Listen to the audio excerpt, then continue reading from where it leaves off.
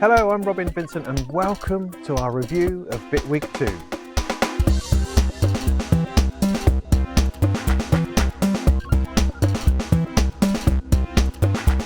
Well, you join us on an extraordinarily sunny day here in Norfolk, and today we're talking about Bitwig 2, or in fact Bitwig 2.1, because it often takes me a little while to come up with a review of something as big as an entire DAW, and so in the time that I've been playing with it, messing around with it, poking it about, version 2.1 has emerged, which came along with a couple of little cool bits of its own. So that is going to be incorporated in to what I'm doing now. Now, I've been working on this review for quite some time, and I've even filmed it a couple of times as well, and just come to the end of it going, no, that's not quite right, that doesn't quite capture it. Whereas now I think I've really gotten to the bottom of it. I mean, Bitwig is an innovative and elegant DAW with live performance sort of features built in. It's now got sound design, modulation, and it has a remarkable flow to it, which I'll unravel a bit as we go along. So if you're new to Bitwig, then this is definitely the review you need to see. And if you're coming from version 1, then I'll be pointing out all of the cool new bits that are in version 2 and 2.1. And there's an awful lot to like in here. So sit back and relax as I sort of unpack all of the things that I think are really cool about Bitwig, along with all the things that get up my nose. So let's go check it out.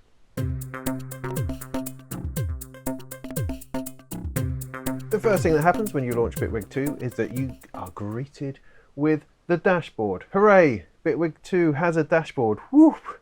So pleased. Now immediately what you notice, particularly if you're a Bitwig 1 user, is that there's something about it which is clearer, is more defined. The text is kind of more visible. Things on the screen seems to be more contrasting. Everything just has a better hue to it. The user interface has advanced and enhanced, and that's a really good place to start with a new upgrade. Let's have a quick look around in this demo song.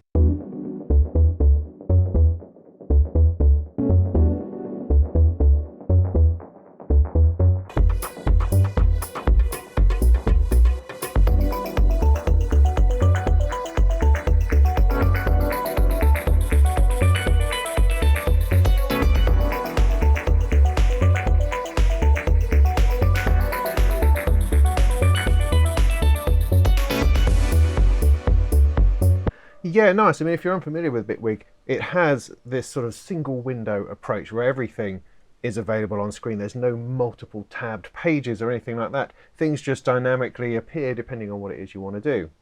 So to give you an overview, in the middle you have your Arrange/Clip launcher. We'll come back to that in a moment. Over on the left we have an inspector. So anything that's selected, any clip or audio thing that's selected will be shown information about it down here on the left hand side.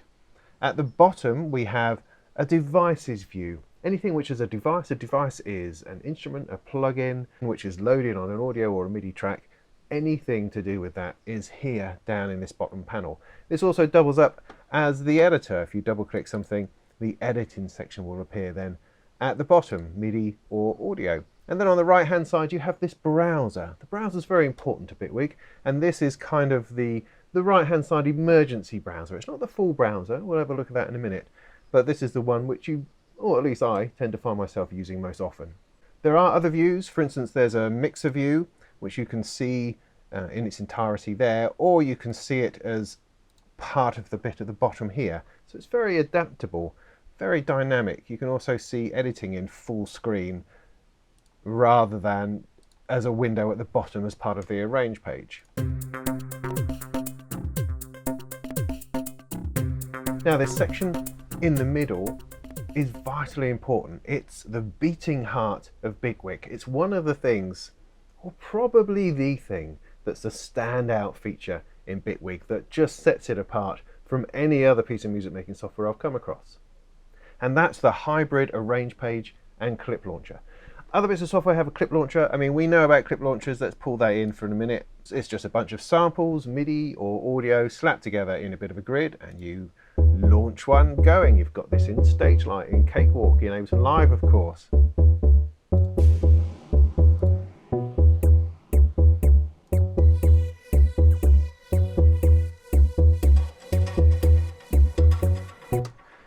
However, it also has this arrange page, which is here.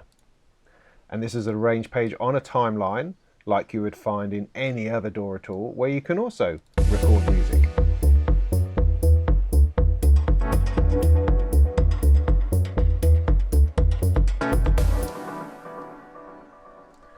But what's unique about Bitwig is the way that these two interact. They're kind of two different places to play, whereas at the same time being completely connected and wired to each other. So how are they connected? Well, you can see that the tracks are all the same. They go across both windows. But where it becomes interesting is where you can move and share information between the two. So for instance, this loop here, I've got a loop here, there's a little bit of MIDI. In my arrange page, I can pick that up and I can place it into the clip launcher, just like that, and now it's in the clip launcher. Or I can take something from the clip launcher, like this loop here, and I can place it on the arrange page. Very, very simply. So the practical upshot of that is then I can build up, for instance, a looped section within the clip launcher, and then move it into the arrange page to sort of spread it out and arrange it and to change it from just a loop-based something into a more fuller, complete piece of music. Or I can be recording something and doing something interesting within the arrange page, you know, whole big vocal sections or recording a brass band or whatever, and I could just pull a little bit out like that, pull that little bit out and then stick it over here as a loop. And then I can start working on it in kind of a loop-based way and then put it back. Or not, and drag this one across over there.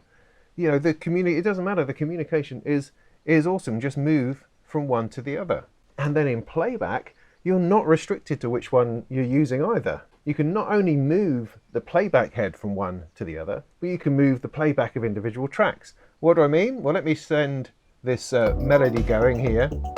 Now, as I activate a stack of loops over here, you'll notice that the arrange page has grayed out.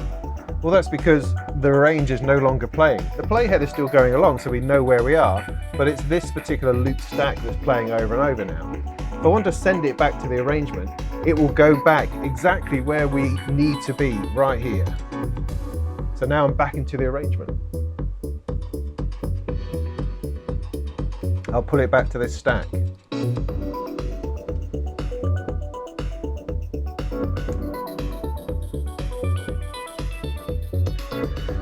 So that's moving from one to the other, but I can put single things in. For instance, I want to bring this bit in here.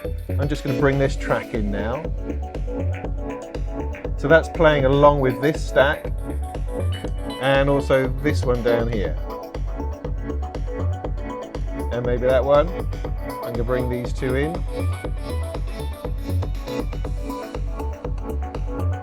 So while this is still looping and the ones that are grayed out are still looping over here, the ones which are now no longer grayed are playing in the arrangement.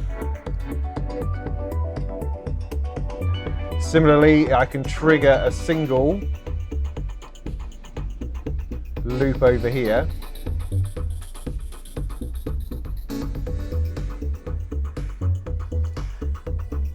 And when it plays, it grays out the track on that side. Do you see what's going on there? Do you see how the connection between the two just opens up this way of working, that you can work in a very focused loop-based way, or you can work in a very free way, and you can move between the two seamlessly, easily. You're not recording from one into the other, or copying a whole project from one view into another and then working on it differently. You're working on them together. So you can take a section out of your arrangement, stick it in here, work on it, put it back. Change it, take a bit out, put that over there, do a remix really easily. Or you could even have perhaps a more ambitious live performance set where you have an arrangement that is playing, and then you are free to drop in breaks and changes whenever you like, whenever you feel like. So you can have a very free form thing going on, and then bam, drop something in from here and then go back to it. It just expands the possibilities massively, because you're not trying to think about two different pieces of software or doing two things differently. You have the whole thing together here, sharing information and stuff, and that interaction, that flow is really very good. And if there was just one reason to look at Bitwig, it would be for this way of working, because I don't think you'll find that anywhere else. But all of that has been in there since version 1. So is there anything new with version 2 that we need to look at? Well, yes, there is. Let me just bring the arrange page into full view here. The thing that's most dramatic in the arrange page is this. Are you ready? Are you ready? Look. You see? Are you watching that? Look. Look. Look, it's still going. Oh my goodness. It's track height adjustment. Now I know what you're thinking. You're thinking, what? What track height? Yeah. Going, yeah, absolutely. Bitwig 1 had 2 track heights that you're allowed to use, and it was set globally, and that was small or weeny. Whereas now in Bitwig 2, you can have the tracks as big as you like. Look at that. Look, and that one. Look. I can make that like that. Woohoo! Fantastic. Track heights. Version 2. It's a winning feature, I think you'll find. The other thing that's changed in version 2 is the menu system. The regular, Windows menu system of file and view and all the usual ways that we've used software all our entire lives has been changed by Bitwig. They're not going to stand for that kind of, standard nonsense. They're going to do their own thing. And so they've reworked the menus. You've still got a file menu over here, that's okay. But everything else is kind of dynamic and changes depending on what you're doing. So if I have a clip selected, for instance, there's then a clip menu. At the top, if I have a track selected, there's a track menu. And they all have relevant things going on within them. Now, to start with, this kind of really annoyed me because I'm very used to using software and I know what I want to do, and I didn't want to have to learn a whole new way of navigating my way through a piece of software. But as I've been using it more and more, it's grown on me. It's grown on me. I mean, one of the reasons being is that it's always there when you need it. And actually, most of the stuff that's in those menus is also now on the right click, which is great. So actually, trying to find your way into menus isn't something that you need to do quite so often.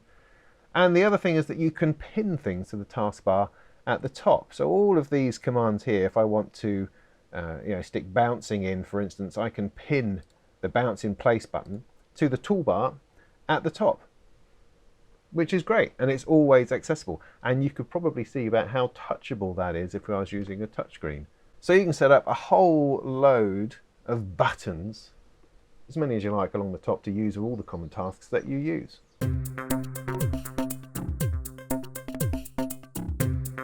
Well, we all basically understand MIDI recording and audio recording within a DAW, so I'm not going to go into any of that. I'm just going to point out a couple of things that I think are particularly nice about the manipulation of clips within the arrange page. The first one is the way that you can trim and loop clips. So your toolbar here, you used to have a row of tools for your mouse.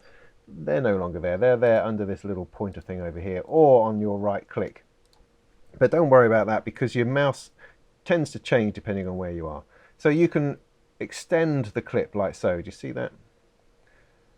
However, there's another way of doing that, which is in a looped mode. If you go towards the bottom, it turns into, it's got a little circle thing going around, and as you pull that, it then creates a loop of that clip.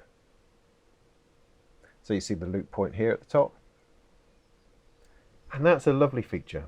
That's a really, really nice feature. You can also do it with audio. If I find myself an audio clip over here, so I can extend the clip like so, or down the bottom here, I can loop it. Simple and easy. You can also specify that a particular piece of audio is a loop by a button over here, and then it will always be looping whatever way you extend it. But just that simple way of manipulating a clip to essentially duplicate itself as you go along is just great. It's very time saving. It's very great, smooth, nice workflow about it.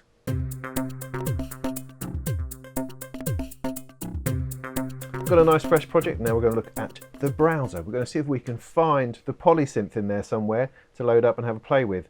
Now the browser is part of Bitwig's soul, if you like. Everything, flipping everything, is in the browser.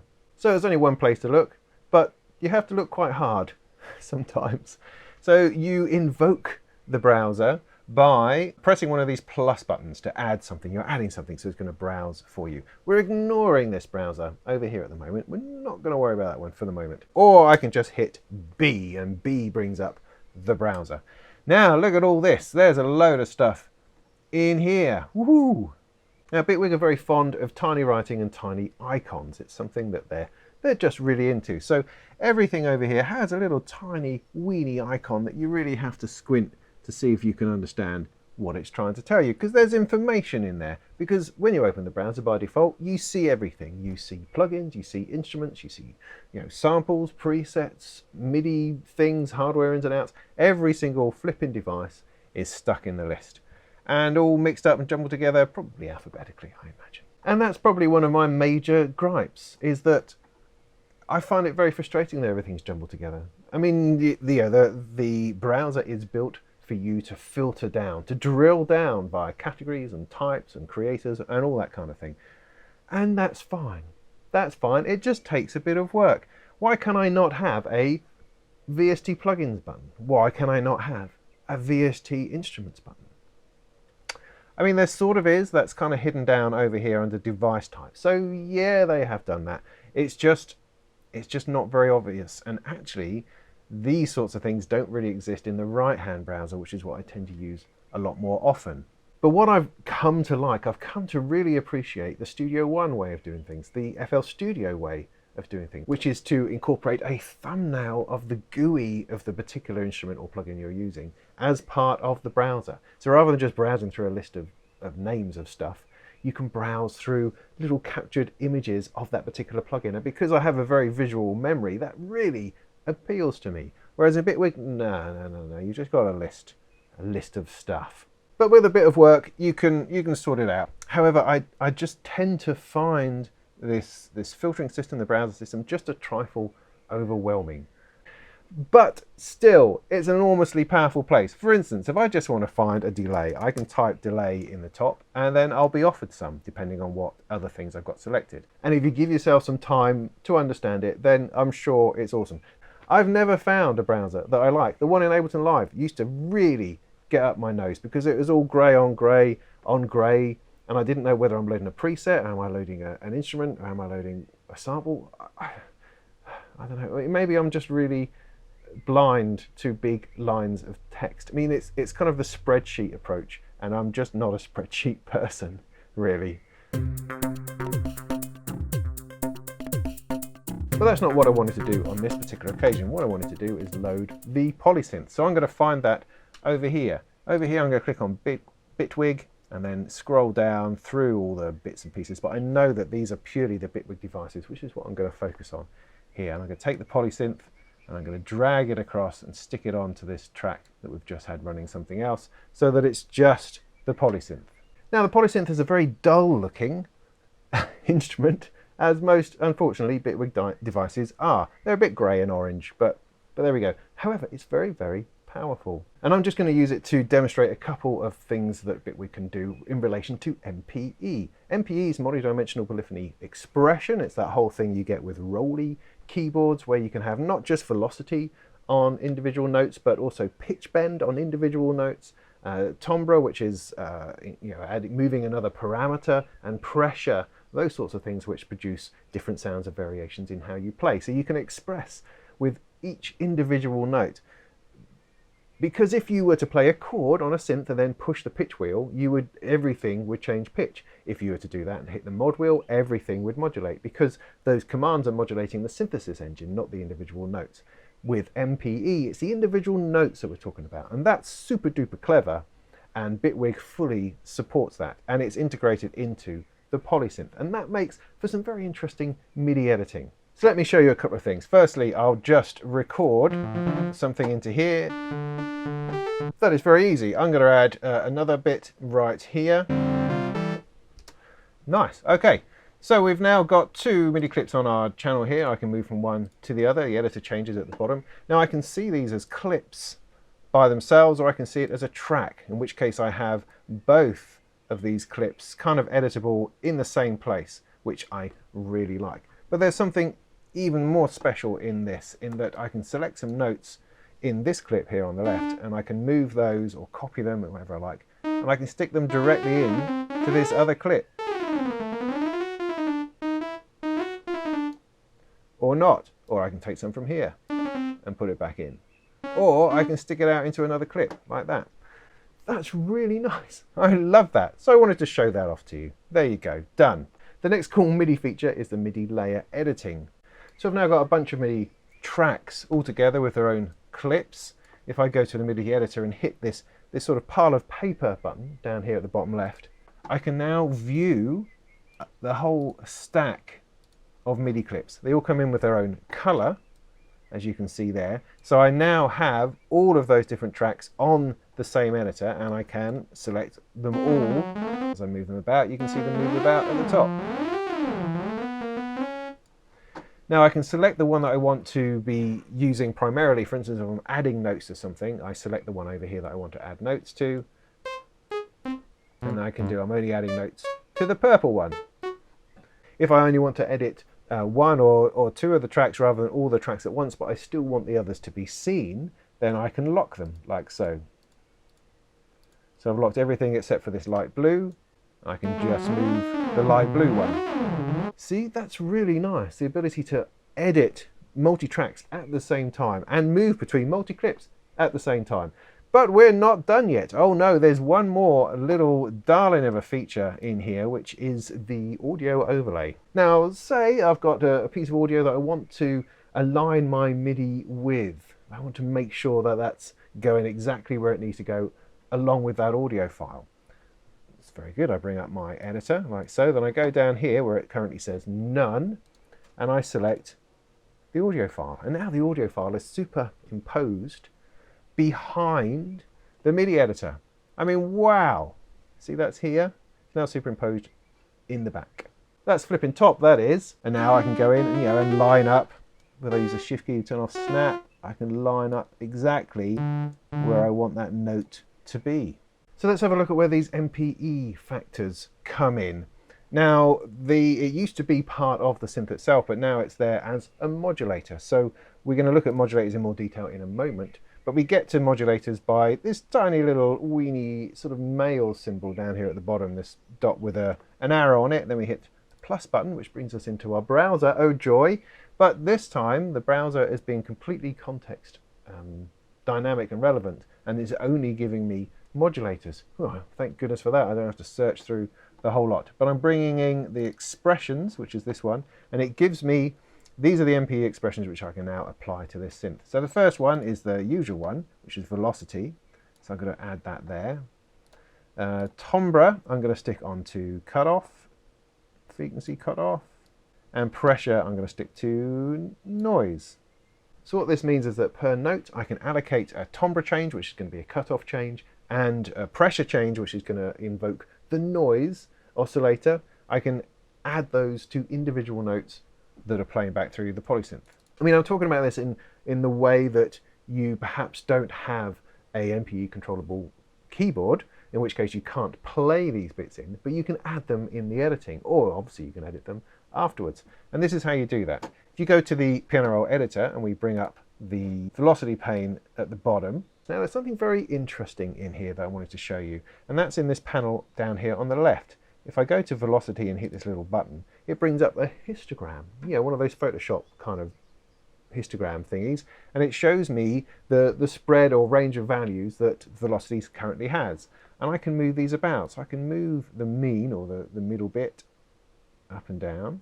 I can move the spread to spread them out a little bit more, or I can introduce chaos, which just randomly throws them around the place. So now hopefully my playback will have a bit more dynamics to it, and indeed it does. Now I can do the same with timbre, which is here. Now timbre, it needs a change in value, not just a value, it needs a change, it needs something to move, and so we can do that here. Let's select our first note and give it a bit of a sweep, and then our next one, we'll give that a bit of a... Now of course what's interesting with MPE is that it's per note, so at the moment I'm really just playing one note at a time, but if I put in a couple of notes, I can then change those ones individually.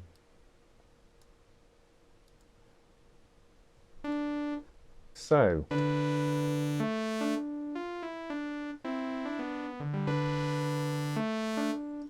each of those notes is having its filter swept individually, not globally as a sound voice, but individually per voice within the synthesizer. Does that make sense? Am I getting that across? I mean, and again, I can select all these things and I can go over here to timbre and I can spread it about a little bit or introduce some chaos to it to change where that's going. Right, let's have a look at pressure then. Pressure, I can do the same sort of thing, but this is a little bit more on and off. So I can turn something on there, something on there, there, and there, and you should hear that noise come in. And finally, we have pitch. Now, pitch is, of course, a little bit different. Now, pitch has its own button down here that we can turn it on with, and it gives us a line within the notes. Now, again, pitch bend normally moves everything all at once, but with this, what we can do is that we can do these all individually.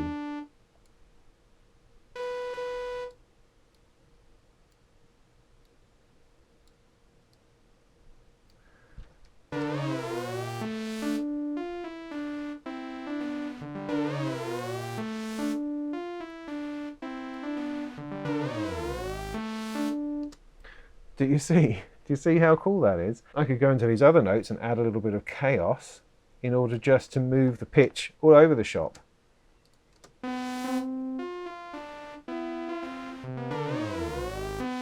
Because MPE also, or this micro pitch side of things, also supports micro tuning, so you can tune and adjust notes individually within your sequence. It's very powerful stuff, and that's just sort of scratching the surface of what you can do. Actually, we'll look at a bit more of this in my video on touch in Bitwig 2. So I'm going to do a separate video on how the touch is implemented, and that allows me to use a digital pen with the Surface Pro 4 to apply pressure and also timbre or movement forwards and backwards as you play on the virtual keyboard, the virtual touch keyboard on the Surface. So there's a lot more to this, and I'll show you much more of it in that video. Now it's time to look at the modulators. Now, what Bitwig have done in version 2 is they've pulled out any sort of modulation from any of their own devices. So LFOs that you would find in their synthesizers or plugins, that's all been removed. They've removed it all, stuck it into a new category called modulators, and expanded the hell out of it. It's a very exciting place. However, it doesn't look as exciting as I imagined that it would, because on their website they put this wonderful GIF called the Modulation Zoo, which had all of these animated things going on. And what that said to me was that, oh, I'm going to have to click a button and select from this marvelous panel of animated modulators. And actually that's not the case, because of course we just get the browser.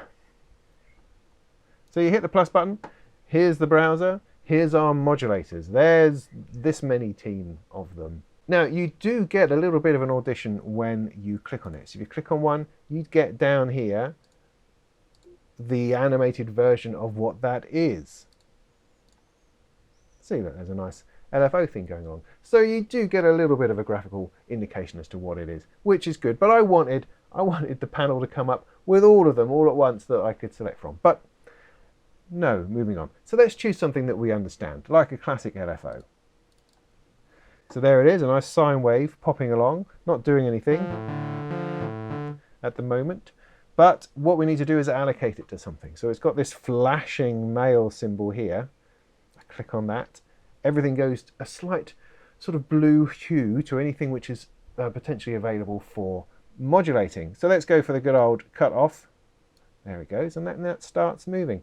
So I've got a little sequence, let's run that, and you can hear the modulation going on. Now if you put your mouse over the modulator, a little white arrow comes up, you poke that out, and it gives you some additional settings. Of course you've got wave shape.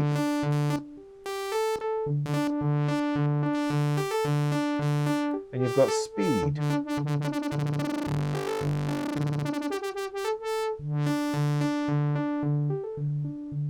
And it goes down to 0.01 Hertz. So a very, very long LFO. You can also do it in bits of time scale, so quarter notes, 16 notes, quarter, four, whatever. Or just have it a bit more freestyle. Now, there's something very important to point out here, which again is to do with the MPE, and that's that you can modulate per voice, not just modulate the synth, modulate per voice, and you have a nice per voice button here that you can press. Now when you press that, your lovely sine wave has disappeared. Yikes! Don't worry. Once you press a note, it now appears as a bouncing ball. There we go. If I press another note, I get another bouncing ball.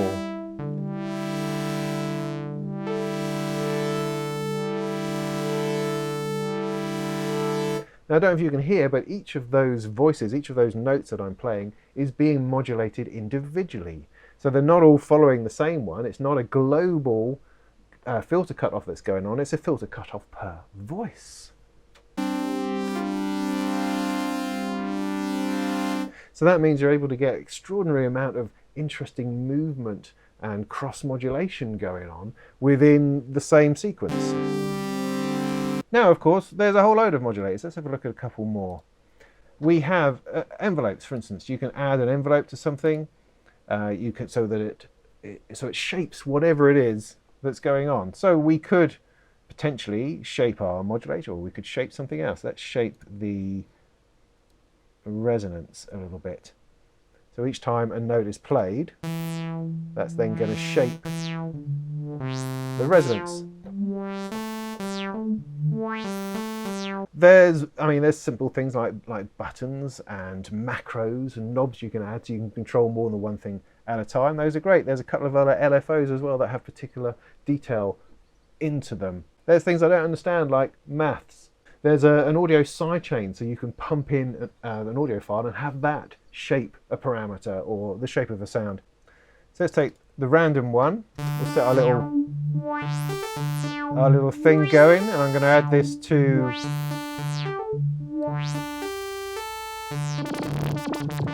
the speed of the LFO.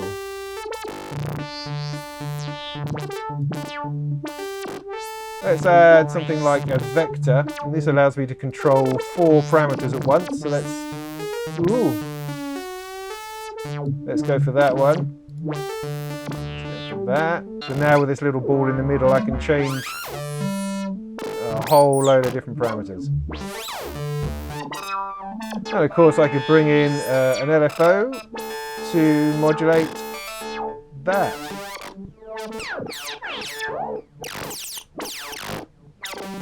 So as you can see, it's an extraordinarily powerful little thing, and this is available on every single device. It's not just about the Polysynth or Bitwig's own devices. It's also available on every single plugin that you add. And what I think it is that really works for me with this is that it draws you in, it pulls you in to do something interesting with modulation. I mean, you know, I'm always using modulation on synthesizers and such like, but it tends to be, all right, there's an LFO, I'll do that, and I'll create a bit of movement, I'll create a bit of texture within the sound that I'm creating, and then you'd move on and do something else. But that's not what this does. This sort of pulls you in and says, look, here's a whole bunch of stuff. Go and do things with it. And you go, all right, so what happens if I plug that into that and modulate that with that? Well, maybe if I connect these two things together and then modulate that and then add a random thing in here and shape that with an envelope, and suddenly you're being drawn on this kind of modulation journey that you never would have gone on. You never would have gone on. And it's that I think is really exciting about what Bitwig have done. I mean, it's a weird thing to do. Oh, we're just going to pull all the modulation out. Yeah, let's do that.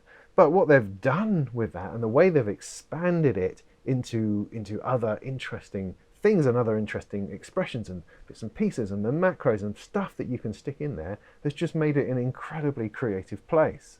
I mean, the only thing that comes close to this idea was the sort of the LFO bin in Traction, where at any point you can grab an LFO and stick it onto things.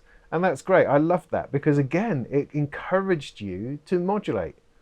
I know that sounds weird, but we're lazy, naturally. I'm lazy. And so we don't always spend the time to, you know, create interesting sounds. Whereas this invites us to do that. It grabs us and says, oh, look, do this, do that. And of course, you'll come out with a whole load of nonsense, probably most of the time. But you'll be learning how these things interact and learning how to shape sound. And I think that's really exciting. When it turns Bitwig from like a recording device into a sound generation and sound design space. And that's really interesting.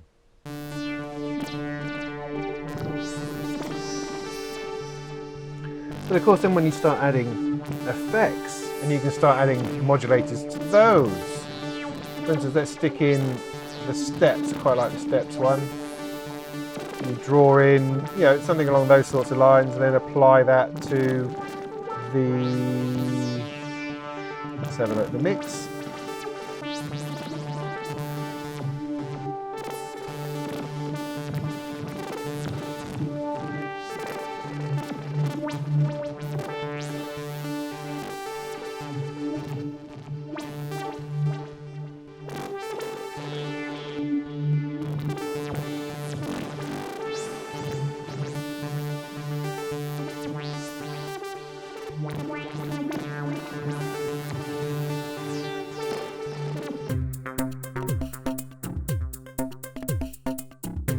And so on very easily. Now here's a quick little thing, bouncing in place. Now bouncing in place has become a bit more common these days. However, I'm pretty sure that it was Bitwig that probably did it first, or at least it does it really well, or better than anything else that I've seen.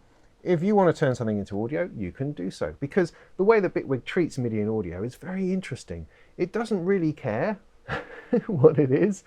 It knows that at the beginning of a synth is MIDI and it requires MIDI, and it knows at the end of a synth it's audio. So on our MIDI track here, for instance, the Polysynth is receiving MIDI, but then MIDI stops and it's audio that comes out the other end, and that's why we can put effects directly on the end here without having to create some kind of mixer bus or put it into the mixer, that kind of thing. And so when it comes to bouncing in place, what Bitwig does is it samples this, it samples the synth and then sticks it in here. So it just bypasses the synth and then goes through the effects.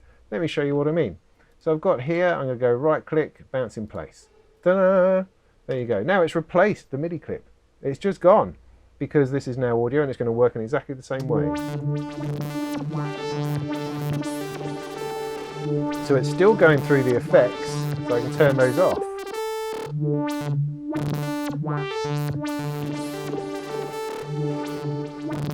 But it's no longer, the Polysynth is no longer being used.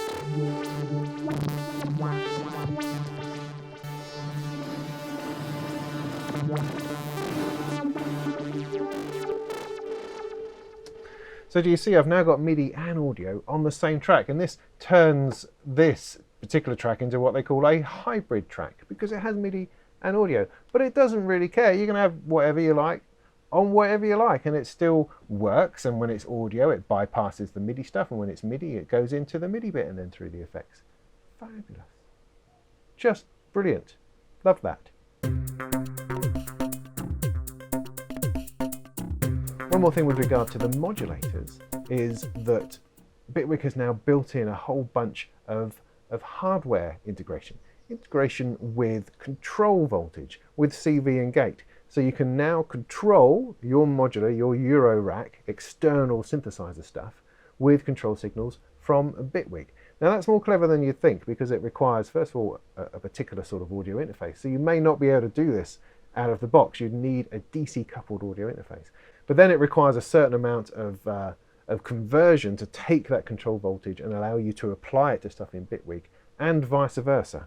So they have a hardware or two device. Let's go down here, let's find hardware, and here we have a clock output which is going to send a pulse out to keep your modular in time, and you've got a CV output that you can put directly in to your modular.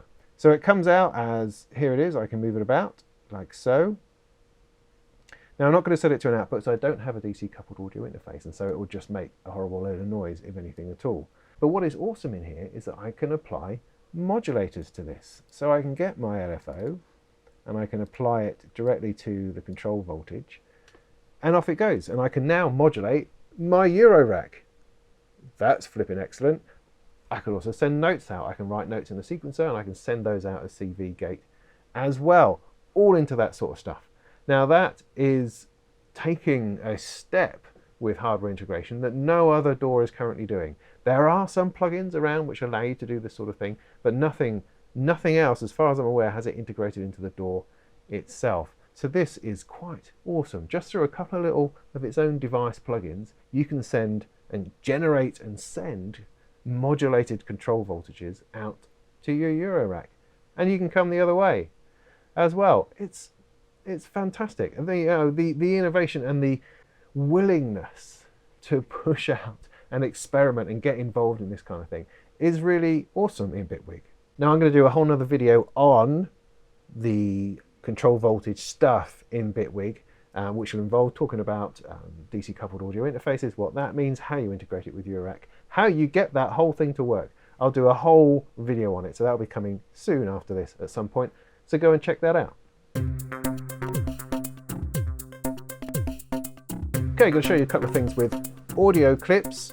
The first thing is that, I mean, you can use them exactly the same way you did with MIDI clips. You can extend them, loop them, all that kind of jazz. And if you double click them, the editor appears down here and you can do all sorts of editing. Just like you had with the MIDI, you can do interesting things in here. I can select from this clip, pull it across into the space and put it into the other clip, like so. And it'll just replace one part with the other, because the clip itself is just a container. The samples within it are not sort of part of the clip just contains them, so you can put in whatever samples you like. So I could put in something else, in fact, and just drop that either over the top or into a little bit of it, and these are all individual parts, individual samples or clips within the clip container at the top. Does that make sense?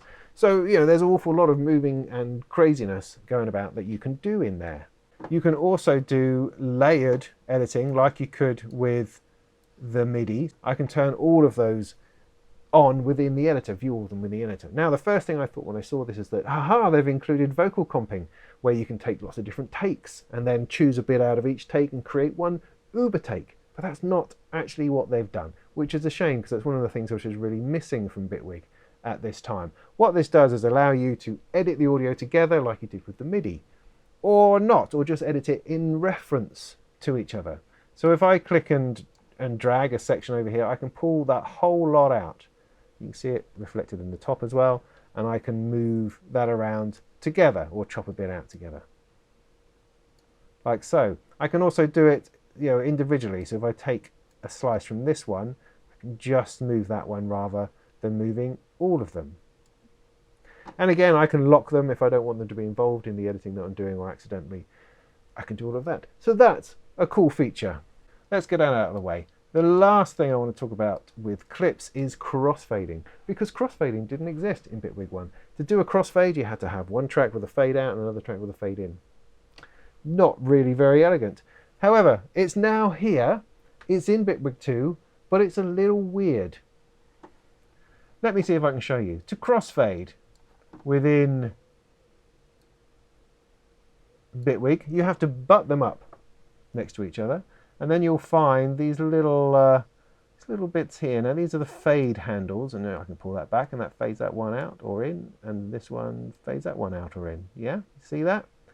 Okay, so if I push with one into the other, it will then create a crossfade, like so.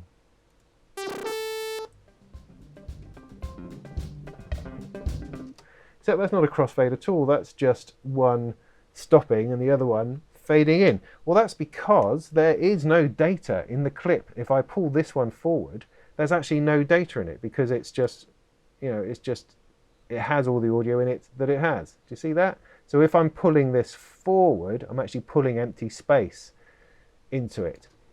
So in order to make it work, I need it to be a loop. I need it to loop, or I need to have pulled back. So for instance, I could pull back, I could trim this, if I can get my right mouse to be in the right place, I can trim that back, put that in, then when I pull across, the data that was not revealed is now being revealed in the crossfade. See, that was a crossfade. Do you understand that? Is that making sense?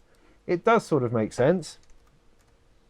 It's just a little bit weird. The other thing that's really weird about clips in Bitwig is that they eat each other. So if I move this one into that one, because many bits of software that I've got, when you move something into something else, they automatically crossfade, or they overlap and you press a key and they crossfade.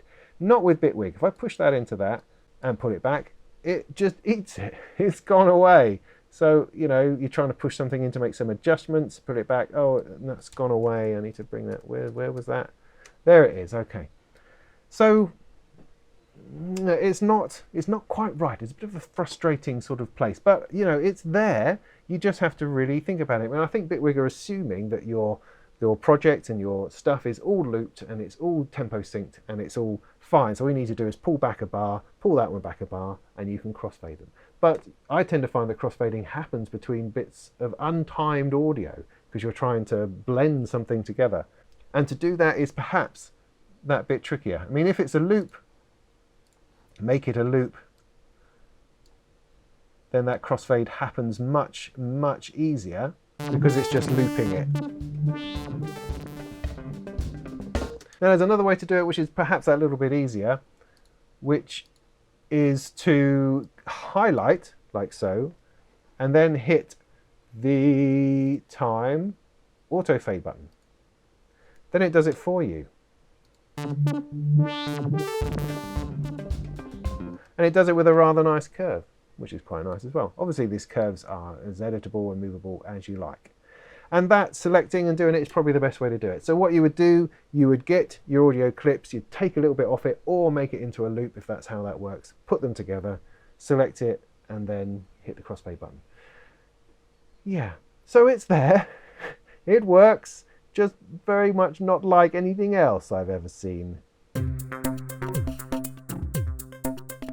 Right, one last groovy thing, which is the slice to sampler, because Bitwig comes with its own sampler, and it's good. It comes with a whole load of library, multi-samples and stuff, and it's both basic and quite complex and fully featured, which is nice. You can do things very easily with it, but at the same time it's quite powerful. Now you can slice it to a drum machine, so it's a drum loop. You might just want to put it to a pad type device, but in this case we're going to slice this to multi-sample. So we select our audio clip, which we know was a MIDI clip a minute ago, and we have a few choices. You can slice at notes, or you can slice at sort of the onset, which is the beginning of a piece of audio. It detects that and hit OK, and now beneath it it's created a multi-sampler, a sampler track with all the samples laid out across the keyboard. So if I play this one here, solo that for instance,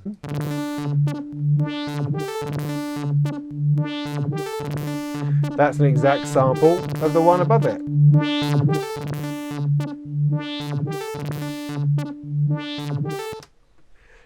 Nice. So can you see, are you starting to get a glimpse of how the MIDI and audio works in Bitwig, in that it can take MIDI and you will take the audio output and you can apply a lot of effects and modulation to both the synth and to the effects outside it. You could then bounce that in place to audio and still have it through the effects, or you could then bounce that further sliced into the sampler and have it back as MIDI again, but in a different way, and then apply different effects and different processes to it, and perhaps even bounce that back in place. It's this flow. There's a flow in Bitwig between MIDI and audio, between the arrange page and the clip launcher, between modulators and the synthesizers and devices. There's this flow going on of signal, of creativity, of energy and synergy, if you like, that sort of just oozes through this piece of software that makes the workflow an absolute delight to spend time in. Let's spend a minute or two in the clip launcher. Now these tend to be pretty obvious. You drag in samples and you click it and loop it and run it, and off it goes. You create scenes, stack them up, blah-de-blah, clip launch. Awesome. But there's a couple of things worth pointing out, I think. I mean, when you record something in the clip launcher, you have various ways of doing that. The simplest way is just to hit the record button here.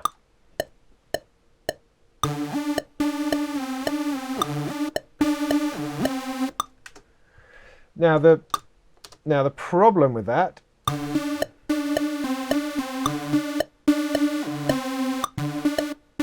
you see how it hasn't sort of looped properly. Well, that's because I started recording and the recording is open-ended, and so I had to hit stop, and trying to find stop at the right time while I'm still trying to play is a little bit tricky and not particularly loopy. So there's a better way of doing that, and that is to go into our play menu here at the top and go down here to post-recording action delay, which is a long way of saying what happens after you record. So let's make something which is 2 bars long, and at the end of it we're going to play recorded. Now that seems like it should be the default setting to me, but never mind, that seems to be where it is. And so now if I hit that,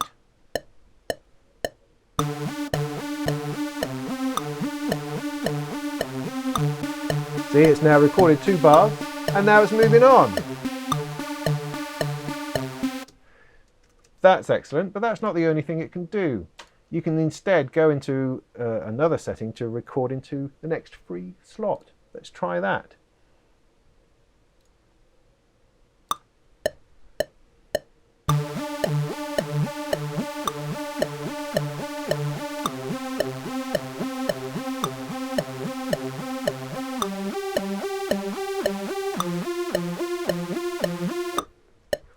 And so on.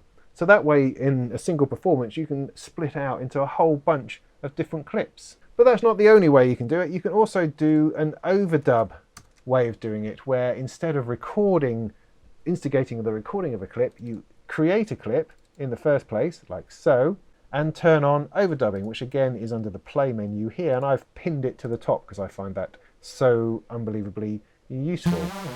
So set the clip going, and then you can overdub whatever you like into it. I mean, you can specify how long you want it to be. So here it's a single bar. I can make it 2 bars long, for instance. I can turn my clip on, I set that going, and then I can record whatever I like into that space.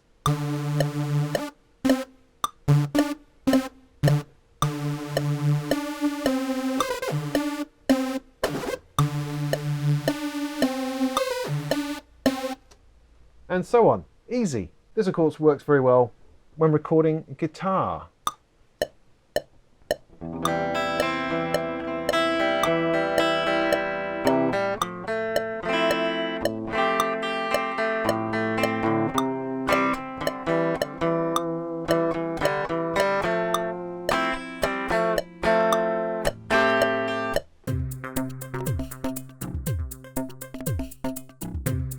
I'm going to pull the arrange up again, just to show something in terms of automation. So for instance, we've got this bass here, which is using a polysynth, and we can reveal automation tracks like this. They appear beneath. Let's focus a little bit on our arrange page. And I can take my pen and I can draw in them, like so. So that is mixer volume. Okay, that's very easy, very boring, but underneath here is listed absolutely everything that's on this track. So the polysynth, all of the modulators for the polysynth, they're all there. I mean, it's quite an extraordinary list. There's all the effects and bits and pieces. Everything can be automated in that space. So it's a bit unwieldy, but one of the nice little things that happens is whatever knob you move instantly jumps there as the next thing to be automated. So there's the good old filter, resonance, stick that in. How about the ratio on the dynamics? Yeah, we can draw that in. Or is there anything else in this party? No, that'll do. The output generally, or the pitch, put that in. Whatever you like can be automated directly there, and it appears so easily and so simply. There is also an automation editor here, which of course mirrors what we can see there. Take my pen tool. But we can go into that little bit more detail. But these are very similar. I mean, you can make them almost the size of each other, so it seems a little bit redundant in here, but that's because this is actually for the clip launcher. What am I trying to say? Well, all I'm trying to say is that the automation from the arrange page can be carried into the clip launcher. So if I take this loop and dump it into here, it takes the automation with it. Now, it's not editable there. In order to edit it, I would need to come down to the automation editor here. Then I can edit it. Do you see? And then potentially I could put that back over here and it takes all the automation with it. It's really nice.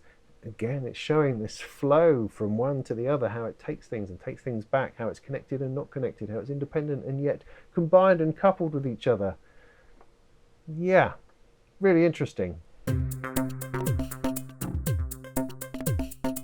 Now, the one thing you may have noticed with the clip launcher is that its orientation is sort of that way, which is obvious because it's married with the arrange page, but that's not how other clip launchers tend to do it. You tend to do it in a stack above the mixer so that each channel corresponds, each column lands onto its own mixer. In Bitwig you have the mixer down here, but obviously this has no relation to the layout on here. In fact, it's sideways, as you would normally expect to find with a console at the bottom of a track list at the top. And that's fine, and that works. However, Bitwig have thought, no, sod that, because we know that a lot of people who use our software are coming from Ableton or want something that Ableton has and wants perhaps the diversity and innovation that Bitwig has without losing the live performance elements that are in Ableton Live.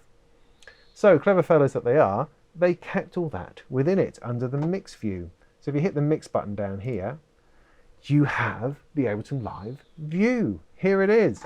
Turn those meters off for a moment. You've got your impossibly small clips at the top, and you've got the scenes coming in this way, and it's all stacked above the mixer, just like in Ableton Live, except that it's on, the scenes are on the left rather than on the right, but other than that, it's more or less exactly the same.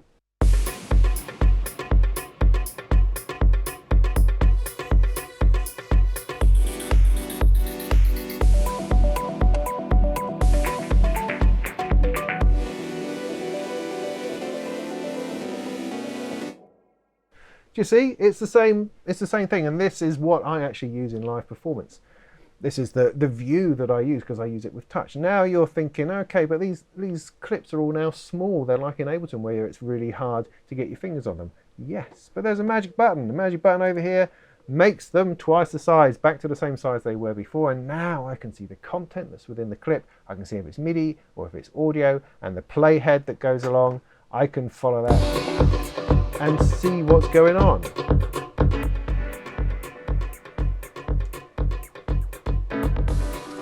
However, the mixer is definitely one area of Bitwig which hasn't got any love at all in Bitwig 2, as far as I can tell. It is pretty much identical to how it was in Bitwig 1, and that's a shame because of the height of those flipping faders. You see these grubby orange faders down here. This is what these are, these lumps, these are faders. That's it. That's all you get. You can't make them bigger or smaller or wider or fatter or thinner. They are just as they are. And they're just weenie. I mean, look at them. They're weenie. I mean, once you start adding things like the meters like this, and I could take off the bits at the top, I've got this massive metering going on, which is nice, it looks lovely, and these weenie faders. Why can't I click and drag just to make the faders bigger? I mean, particularly as this is a touch-orientated piece of software where touching things is good, but my fingers are fat and fudgy, and so having things which go a long way is good. It gives me a better resolution, a better feel for things. So the faders in Bitwig are kind of the biggest letdown of the whole bit of software, really. They're the worst thing. It's the crappiest part. I mean, they work completely fine. It's multi-touchable, glorious. It's okay. These meters, fabulous. All that kind of stuff. The layout is great. It's just they're too small. They are simply too small. We had the same argument with Bitwig 1 and the track heights. They were just too small. It's simple as that. And thankfully they improved upon that. It didn't improve upon this. And that's a shame.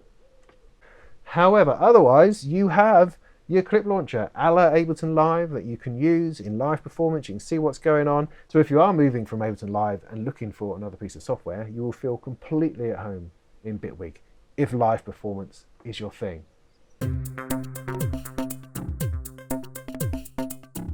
One more thing to do then, and that's the amp plugin. This is something brand new with version 2.1 of Bitwig. It doesn't come in the original version 2. It comes in the update, which was out a week or so ago, and it's a guitar amp. They're throwing a bone out there for us guitarists and saying, look, it's not just all about banging beats and electro, techno stuff.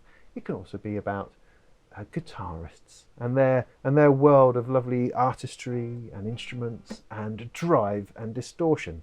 And so they've introduced something called amp. Here it is. Let's drag that in and see if we can hear it.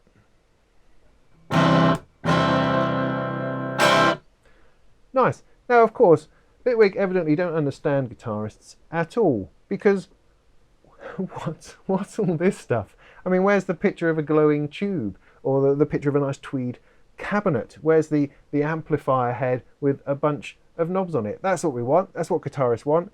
What's all this? I've got hertz written down here. I've got 2 lots of EQ. I've got centimeters. I've got cabinet size in centimeters. What? I mean, I do have a nice big drive knob.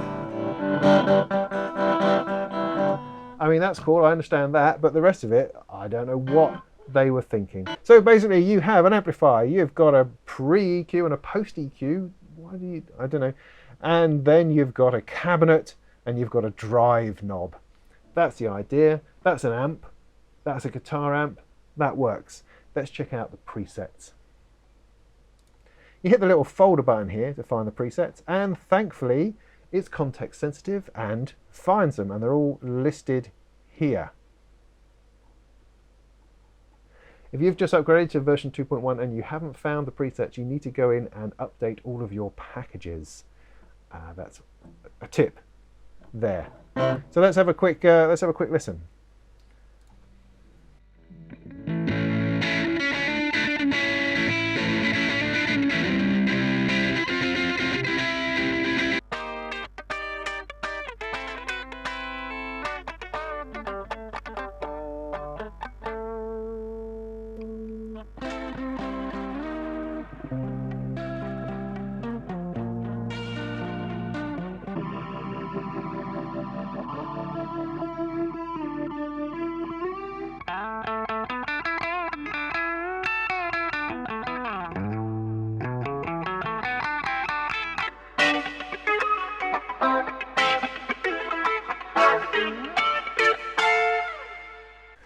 So yeah, on the whole, it sounds good. It sounds like a guitar thing. It does. It does. It sounds very good. I'm quite impressed. I mean, I've used probably much all the software guitar effects out there, and I'm a terrible sloppy guitarist, and I don't know very much. But to my ears, that sounds pretty good. I'm pretty convinced by that. And of course, you don't have to use it on guitar. You use it on drums. You use it on synths. You use it on whatever you like. But as it stands,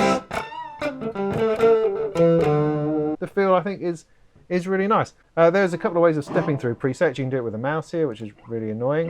But you can also use your arrow keys to step through stuff.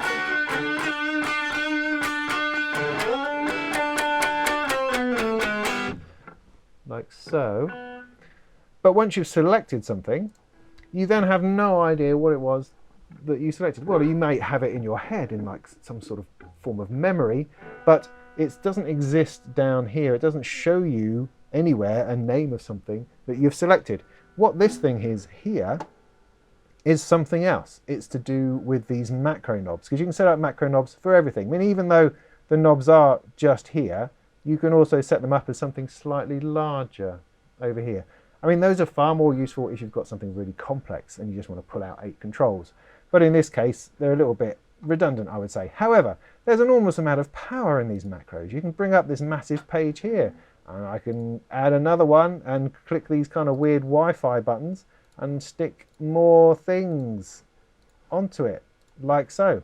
I can create more and more and more and save them and apply them, and it's just an awesome thing. And that's what this is about over here. However, it no longer shows what the preset name was. So I know I'm on Guitar Crunch or something, but I don't know, and I can't step through them with any kind of key because the browser isn't open, so you have to open the browser to make that happen. You can reduce the browser a little bit, just down to this. Step through, can I then step through another one? No, I can't seem to, can I? No, I can't. I can use those buttons.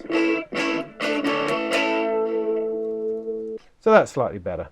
Now you might be able to hear there are some other effects in there which you can't see at the moment. Now these are stuffed into these little containers. You've got a pre container and a post container. And if we click on the post one, it will reveal that there are a couple of effects in there. And why this is useful is because you can save your preset for amp, and that will contain those effects. So rather than trying to save some kind of chain or some kind of track template or something to have all these things up, you can stuff those other effects inside of the amp effect, the amp device, and have them saved with it. Now, just a little point of order here. It's quite a small thing and it doesn't light up. So there's very little telling you that there's anything actually going on. There's these two dots here and they do refer to effects being loaded. But if I turn these on or off, it has no effect on that at all. It doesn't light up, it doesn't unlight itself, it just is. And I think it would be enormously helpful if, for instance, if there's effect in there, then it should light up a little bit, and the ones individually inside it should also light up a little bit. I just think that would be helpful. And you can, of course, add more effects to it. I mean, Bitwig comes with a whole stack of decent plugins. There's, you know, reverbs and delays and choruses. There's an interesting ring modulator called the Tree Monster, I think it is, some comb filters, a lot of really cool and interesting things, and all of them worthwhile. You know, they're decent, they're not sort of crappy little things there, and they all work so brilliantly well within this flow of stuff. But it also doesn't have to be that. It could be third-party effects as well. So I could add, for instance, a nice mini filter in here. When you load a third-party plugin, it turns up just as this kind of orange and grey box at the bottom. That's the device view of it, if you like. But with a hit of a button here, you can bring up the proper GUI and do what you like. The great thing about it is, though, if you're trying to automate or trying to modulate and you want to know what it is you want to do, then whatever knob you move throws itself to the top. So again, if I want to stick in a modulator, let's get hold of, let's go random. I want to stick that onto the cutoff there. Like so. Speed that up a little bit. Da, da, da.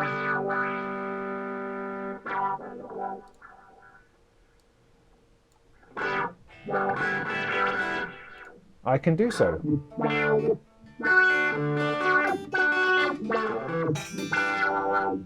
And of course, along with your modulators and your modulation, you can also automate. So I can open up this thing here, make it nice and big, and I could potentially draw that in. Or if I wanted to move something here, for instance, I could draw that in. If I wanted to change that knob, I could draw that one in, or this one, I could draw that one in. Back to the drive, let's draw that one in. Oh my goodness me, I draw that one in. I mean, I can see all of these happening all at once behind. You know, this is, you know, I could edit an automation frenzy going on. So not only have I got modulators coming in, modulating each other, I've got effects running within effects, I've got automation running over everything, which is so quick and easy to find and do. I mean, it's really extraordinary the way that the signal chain is working. I've got audio from my guitar coming through something here, which is then being modulated. At the same time, it has effects processing, and then that audio is going through more effects, and those are being automated. You know, I could record something on my guitar, which I could then bounce into a multi-sample and play that through a whole load of other stuff. I could drag it into the clip launcher, or drag it back and arrange it out, take the automation with me, not take it with me. You know, I can do anything. I like the way that everything just flows. It's that flow which is extraordinary. You know, when I mean, I've written this review now about 3 times because I couldn't quite grasp what it was that I was trying to say. But this time around, after having gone through the program a number of times, actively, you know, trying to articulate what it is that makes Bitwig awesome. And it's that. I've stumbled upon what it is. It's the flow. It's the way that energy flows through the software. And I don't mean in some kind of Zen-like tree huggy kind of way. I mean just in the way that the workflow goes, how everything can move from one place to another, how MIDI turns easily into audio, which is then processed through things, how it can be modulated, how it can be automated, how you can carry that from arrangement and freeform over to clip launching and, you know, loop-based intense nonsense with that, and back again into the sampler, out of the sampler, bounced in place, put back into the sampler again. The MPE, the expression that you can put to per voice, the modulators you can add per voice. into these things, or to third-party plugins, all of it running through each other perfectly and wonderfully. And you get a sense of that as you're working with it, in that you just move through the software. You're not suddenly having to go to a completely different window or a completely different place to do something. It's all here within the same space. And that's pretty special. I mean, you know, it's not perfect. Why do we have this line of stuff at the bottom? If I keep adding further effects and stuff, it just keeps on going. Why can I not have it as one big page? Why can't I access all the plugins on a big sheet? Why does it have to be in a line? You know, that's something from Ableton that you really didn't need to keep. I don't understand that. However, it keeps the flow. You understand the flow that's going through it, and so I guess that makes some kind of sense.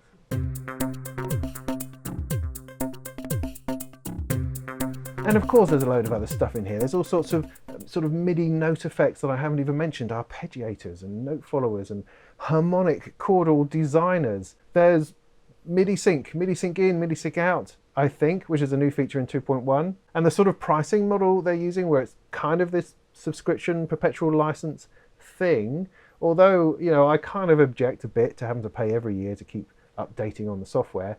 It is the sort of thing that happens anyway when updates appear. And with the whole perpetual thing, it kind of pushes the manufacturer into doing regular updates with decent stuff in it. And I'm all for that. I mean, version 2.1 came with the amp, which is great, as well as a couple of other bits and pieces. And that's the sort of level of update that you want to be happening consistently throughout the year. One thing that is sorely missing just at the moment is Ableton Link. Ableton Link is a really cool protocol that just sort of sits in a piece of software and allows it to keep time with other things running Ableton Link on a network. It's gloriously simple. You'll find it in Reason, you'll find it in Reactor, you'll find it in Ableton, obviously. And it means that you can run two computers side by side, running one the other, and they will just sync just like that. It's a fantastic thing. I made a video about it, you should check that out. But they really need to put that in Bitwig, because it would enable me to sync Bitwig on one computer with Reactor running in another one just really super easily. But I digress. So check out, there'll be two other videos referring to Bitwig 2 that I'm going to be doing. The first one is going to be on multi-touch and touch work and pen work using the Surface Pro 4. The second one will be on DC coupled audio interfaces and getting that control voltage to work with Eurorack Modular. Both of those things, pretty exciting, I think you'll find. Otherwise, yeah, I think that'll probably do it. So there you have it, Bitwig 2. It is rather splendid. I hope that's been helpful to you. Please subscribe, please share this with your friends. Pop along to multimusictechnology.com to check out all the other stuff that we do. And if you've got anything interesting to say, then stick it in the comments beneath and I'll laugh at it. And in the meantime, go and make some tunes.